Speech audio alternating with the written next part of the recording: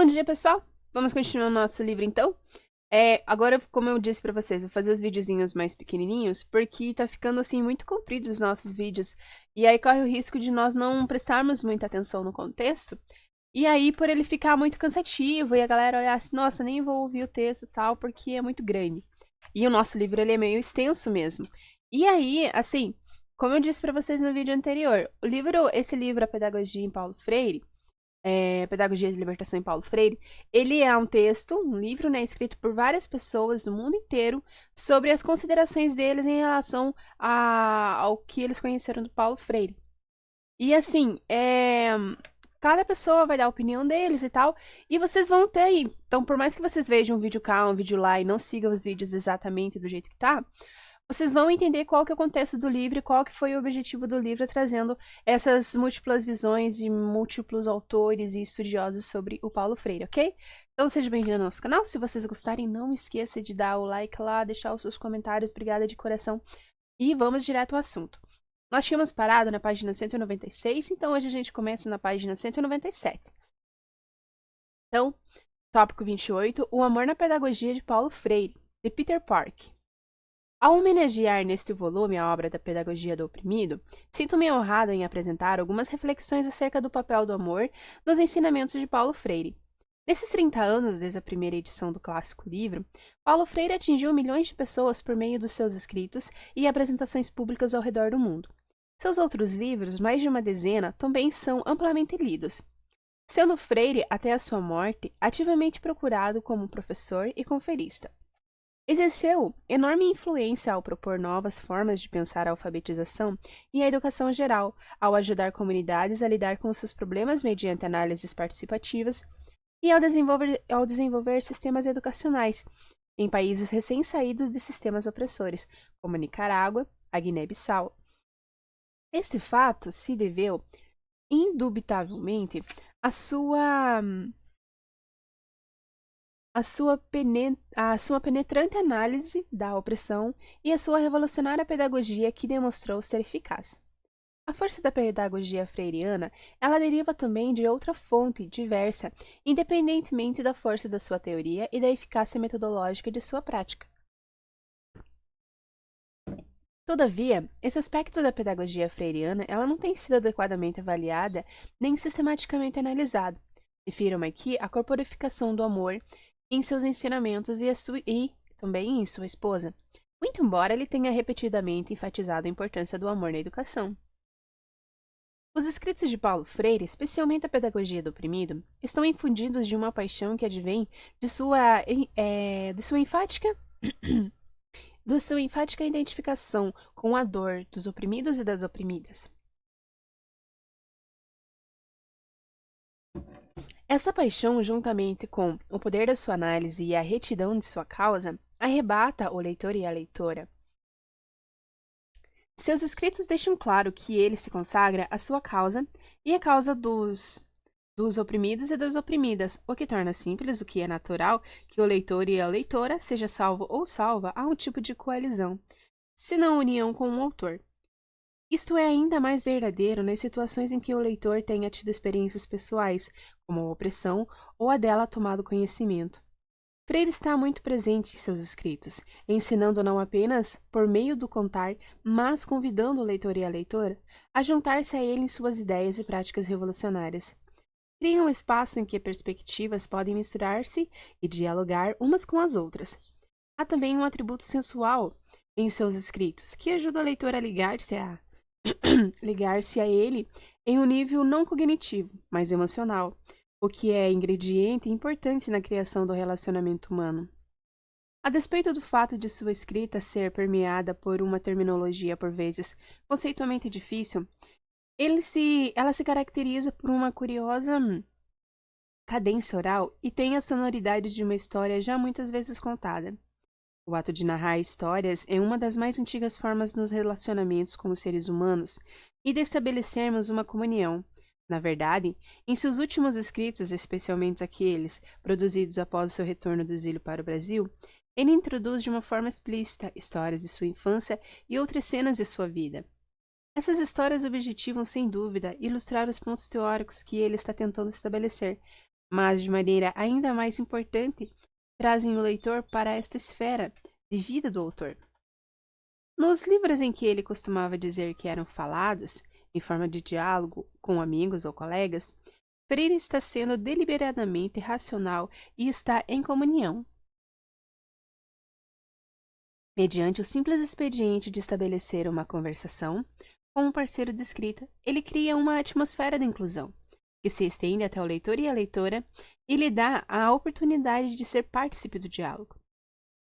Seu tom nesses livros é tipicamente coloquial, o que propicia um tipo de conexão mais íntima.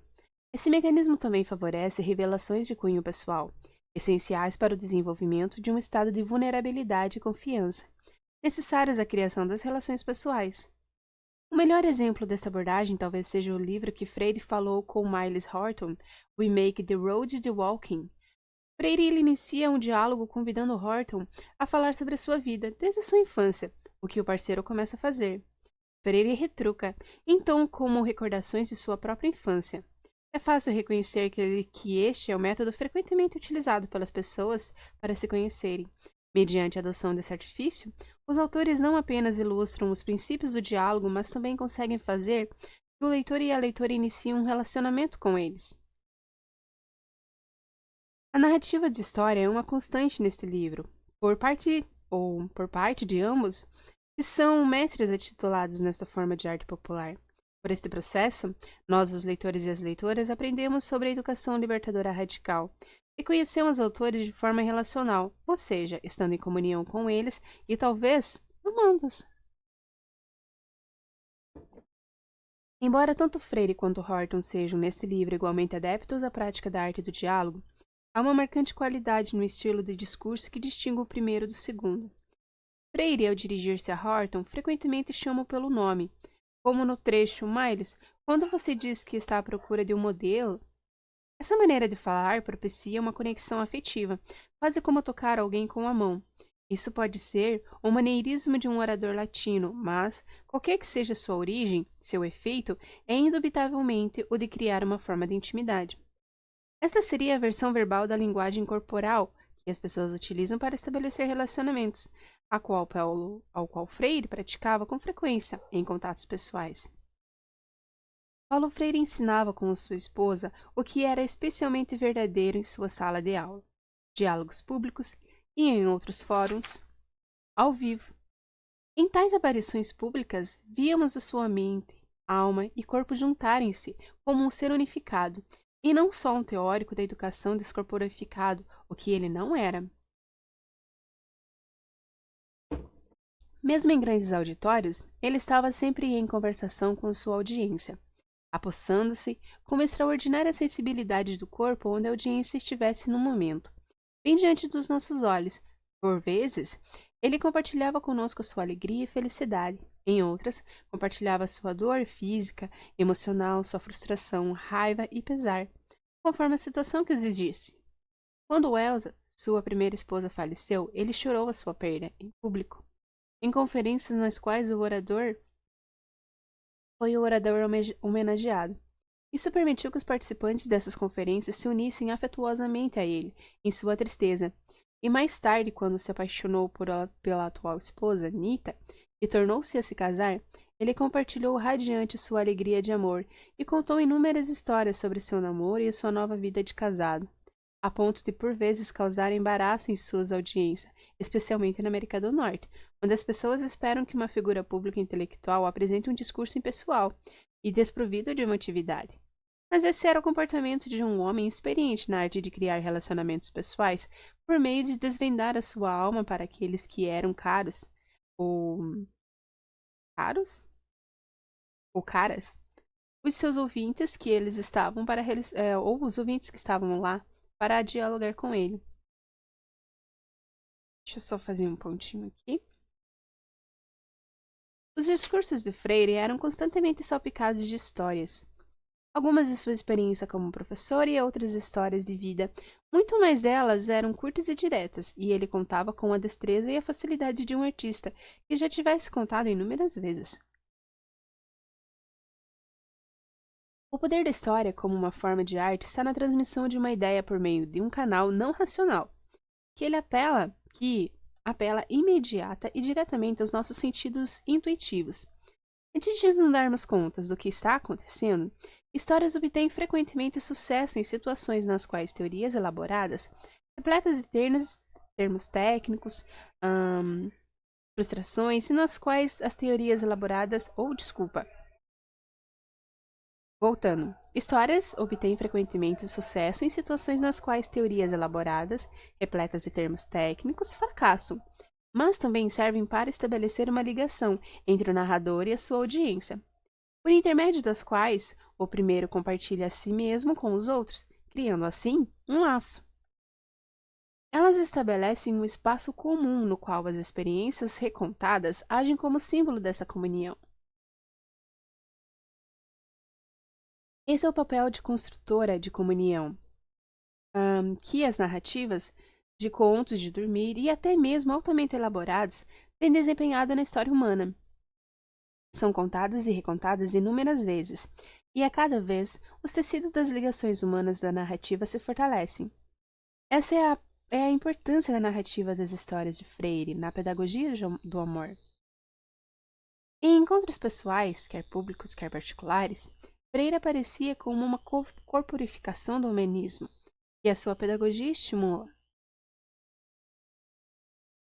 Ele nos impressionava com a generosidade de espírito que o fazia considerar qualquer forma de solicitação de atenção em público, uma pergunta, um comentário ou até mesmo um desafio, com respeito e mente aberta. Ao mesmo tempo, ele nos tocava com a sua humildade, a qual não era fruto da falsa modéstia, para dizê-la com as suas próprias palavras. Freire era também capaz de um amor incondicional ao defender clara e firmemente as suas opiniões quando abordava temas controversos e apresentava diretrizes sobre os objetivos e a prática da educação. Deixava clara a distinção entre a educação autodirecionada e a permissividade do vale tudo. Seja em atuação pública, seja como secretário da Educação na cidade de São Paulo, seja em seus ensinamentos. À luz desses exemplos da prática do amor de Freire, em termos bem humanos, é fácil perceber que as pessoas se apaixonavam por sua pedagogia e pela sua própria pessoa. Temos aqui uma situação na qual Pylos, Ágape e Eros se unem para criar um poderoso veículo pedagógico. Bill Hawkins, uma seguidora e admiradora de Freire, falou sobre sua experiência e o encontro com a pedagogia freiriana e de breve encontro pessoal, em termos adequados para um homem amoroso. Ela demonstra de forma convincente como um amor pode tomar uma forma passional na pedagogia libertadora. Para Freire, um bom professor significa amar os seus alunos e alunas, de tal forma que esses ou essas, por sua vez, possam contribuir para humanizar as suas comunidades. Deu-nos a magnífica linguagem e a poderosa prática da pedagogia crítica, mas com igual valor, ele nos mostrou a importância do amor para a nossa própria libertação, como seres humanos completamente realizados. É com essa base em comunidades fortes nas quais o amor prevalece que podemos refletir de maneira crítica sobre as estruturas sociais dominantes que oprimem os fracos e as fracas, mobilizando-nos para superá-las. Esse ensinamento está no âmago da pedagogia freiriana, a qual Paulo Freire praticava em seus escritos e em seus encontros com as pessoas. Esse é o modelo que ele deixou para ser seguido por nós, como educadores e como seres humanos. Ok? Agora a gente vai ler mais um tópico, e aí o próximo tópico vai ficar para o próximo vídeo. Agora, tópico 29, página 203. Por que Paulo é o principal pedagogo na atual sociedade de informação? Ramon Flecha. É difícil que a literatura das ciências sociais faça referência às obras educativas. Isto acontece somente com raras exceções, sendo a mais patente delas a obra de Paulo Freire. Com a sua pedagogia do oprimido, qualquer um pode comprovar por meio dos bancos de dados como Freire é ao mesmo tempo o autor mais influente dentro da literatura educativa e também o pedagogo com maior número de referências nas ciências sociais em geral.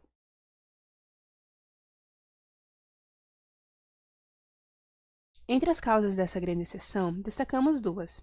O giro dialógico das ciências sociais atuais orienta-se em direção às contribuições da obra freiriana. A atual sociedade da informação necessita do compromisso proposto por Freire.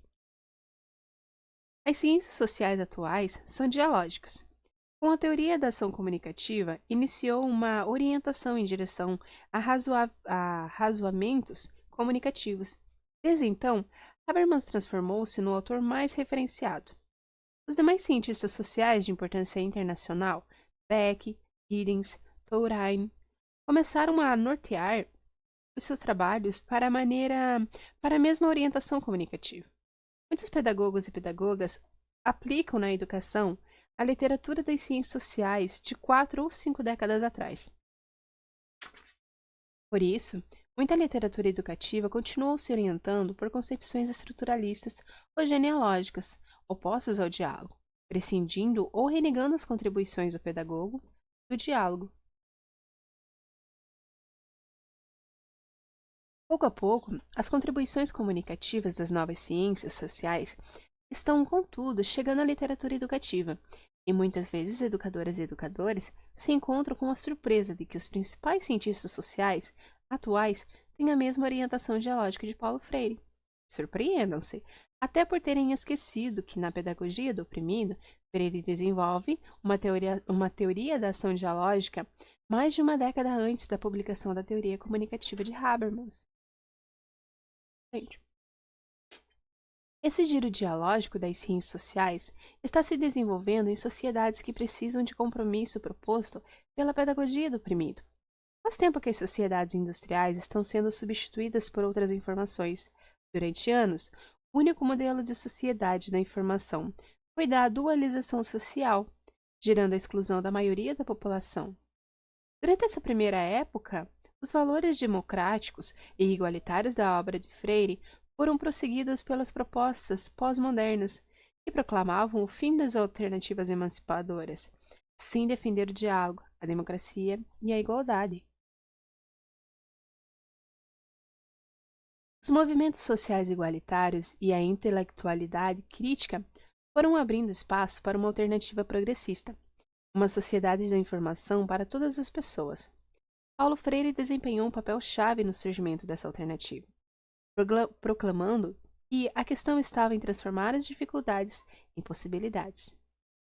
Escrevendo que uma das tarefas mais importantes para os intelectuais progressistas é desmistificar os discursos pós-modernos sobre inoxidabilidade dessa situação. Exemplificando esse papel relevante, lembro-me muito bem das conversas que tive com Freire, Nita, Donald e Castells. Por ocasião do Congresso de Barcelona em 1994, quando Castell ficou muito impressionado com a continuidade do compromisso de Freire na luta contra as desigualdades. Nesse congresso, realizou uma análise crítica da sociedade, da informação e na mesma linha em que fez os seus 3 volumes sobre a Era da Informação.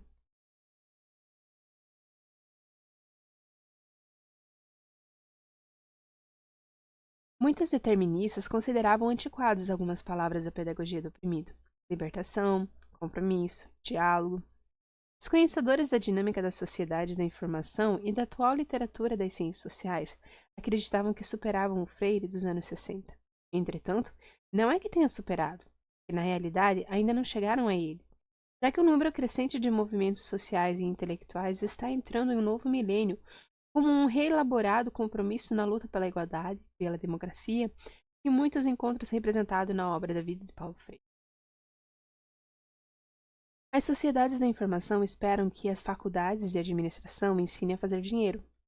Mas uma das coisas que esperam da educação é que ela melhore a sociedade.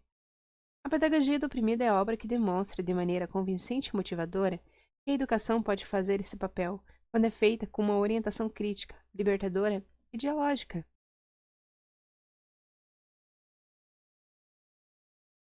Por essa razão, cada vez mais educadores e educadoras abandonam o fatalismo reprodutivistas, ou pós-modernos, voltando-se para uma pedagogia da esperança, do diálogo e da transformação.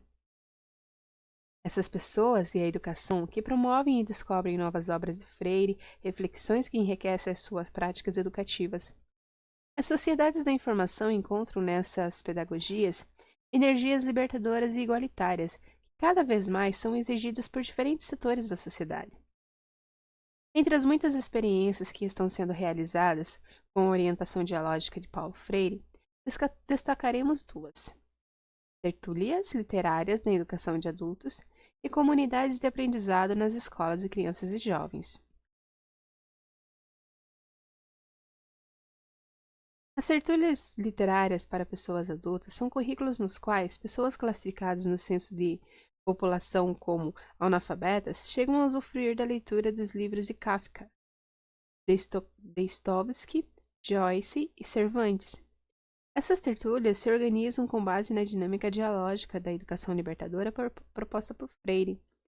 Esse aprendizado dialógico gera um salto extraordinário na aprendizagem instrumental da literatura e outras disciplinas, arte, filosofia, política, supondo ao mesmo tempo um incremento de sua participação e solidariedade social. A transformação de escolas em comunidades de aprendizado faz com que as pessoas pobres, que preparam milhares de meninas e meninos para sua exclusão das sociedades de informação, transformem-se em comunidades, em que todas as pessoas que se relacionam com essas crianças colaboram no aumento do seu aprendizado instrumental e no desenvolvimento da solidariedade. Equipes de professores, famílias, alunos, associações e voluntários dialogam e estabelecem, em consenso, processos de aprendizagem orientados a superar o fracasso escolar e a exclusão das sociedades de informação. Somente os que desconhecem as dinâmicas dialógicas, tanto das atuais sociedades da informação, quanto das recentes ciências sociais, podem superar-se que Paulo Freire, ou melhor, podem surpreender-se que Paulo Freire não seja somente o pedagogo mais referenciado, mas sim que a sua influência aumenta a cada dia.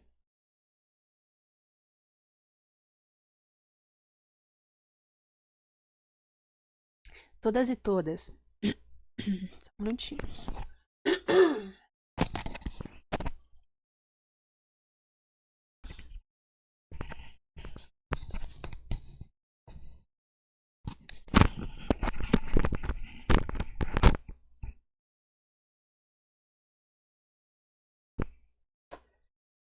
Todas e todas que lutamos pela igualdade contra a opressão, nos reportaremos continuamente à sua obra, procurando orientações como as que está na pedagogia do oprimido. Onde quer que exista um homem, era oprimido, o ato de amor radica em comprometer-se com a sua causa. A causa da libertação, de compromisso, devido ao seu caráter amoroso, é lógico. Então, por hoje a gente para aqui na página 206 e amanhã a gente continua nas considerações sobre a pedagogia do oprimido da Renata Stovgel. Eu espero que vocês gostem. Desculpa qualquer coisa, os erros ou a voz. Mas aqui em PG tá frio mesmo e aí as rinites e sinusites. Não, mentira. Ok. Obrigada por vocês terem ouvido. E até o nosso próximo encontro. Beijão, pessoal. Tchau.